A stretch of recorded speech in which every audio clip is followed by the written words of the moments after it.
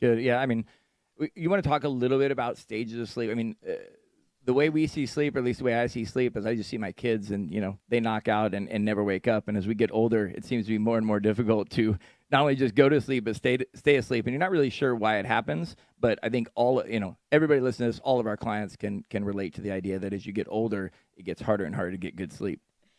There's so much when we talk about that. I think the first thing is you talked about how sleep works is a really important thing to understand. So when we sleep, we go through a process that's made up of stages of sleep and cycles of sleep. And so how that process is working, most people, when you're first falling asleep, you're going to enter into stage 1 sleep. It's about 10 to 15 minutes. That's where people experience that myoclonic jerk, that feeling of falling, hence falling asleep. It's only usually about, say, 2 to 5% of your sleep the whole night. And if you wake up during it, most people wouldn't even know that you have fallen asleep. I always joke and say that's when you're getting in trouble with your significant other because you dozed off and they caught you. Yeah, like you're not quite asleep yet. Exactly. Then you get to stage 2, and think of it as a transition stage. You wouldn't go from first gear to third gear without shifting through second. We need to have this transition stage to go back and forth between our body healing and our mind healing, both which get that attention during restorative sleep at night. Next, we're going to see stage 3 sleep. And for those folks that have done a sleep study, or if you have the wearable devices and such, you'll hear people talk about that as deep sleep or slow wave sleep. And that's where we see the physical body repairing itself. One thing that's important to note is typically when we're sleeping, we'll see a prioritization on the body being healed first.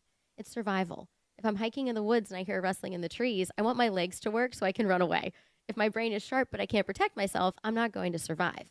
And so the reason that's so important is for many people, when we're not getting enough sleep, we may wake up and feel somewhat rested, but our brain isn't as sharp as we want it to be because we didn't get the important stages of sleep for brain repair and emotion regulation.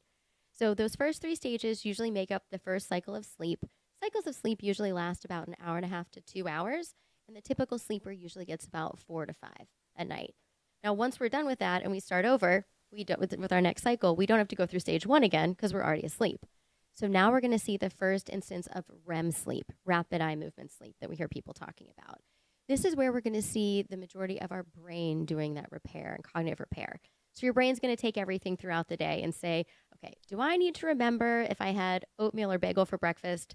It was good. I don't need to remember that.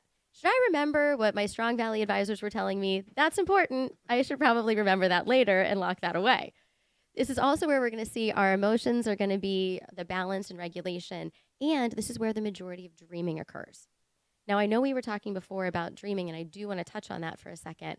One of the keys to note is that during REM sleep, and especially as dreaming is occurring, is where many times we see the majority of sleep apnea episodes occurring.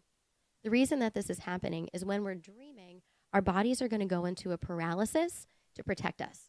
Have you ever seen the dog chasing the squirrel? Well, now you're acting out your dreams in bed and you're injuring the person sleeping next to you, or you're throwing yourself out of bed. Yeah. So your body's going to go into that paralysis to protect itself. But it's not that your muscles are really tight and tense. It's that they lose all muscle tone. Have you ever picked up a 4-year-old and they feel like that heavy sack of potatoes? Yeah. Mm-hmm. So that's what our muscles do. But think of it this way. So if I have my airway, can I borrow your pen for a second? Mm-hmm. So if this is my airway and my hands are my neck muscles and I go into that paralysis, well, when it loses muscle tone, they're going to collapse. Yeah. So see how that puts more pressure on the airway? Mm-hmm. And so that's where we're going to see more of the obstructions occurring. So it's important to note that people with untreated sleep apnea that are afraid to wear their CPAP machines, that won't do what they need to do that, not only does it impact their heart health, but it also can impact their brain being able to get the right kind of sleep that it needs. Because your body is going to wake you up when you hit REM sleep so that you start breathing again. And so that's, again, where some of that survival comes Finally, in. we'd like to thank Amundi Pioneer for sponsoring this podcast and our time with Dr. Milanak.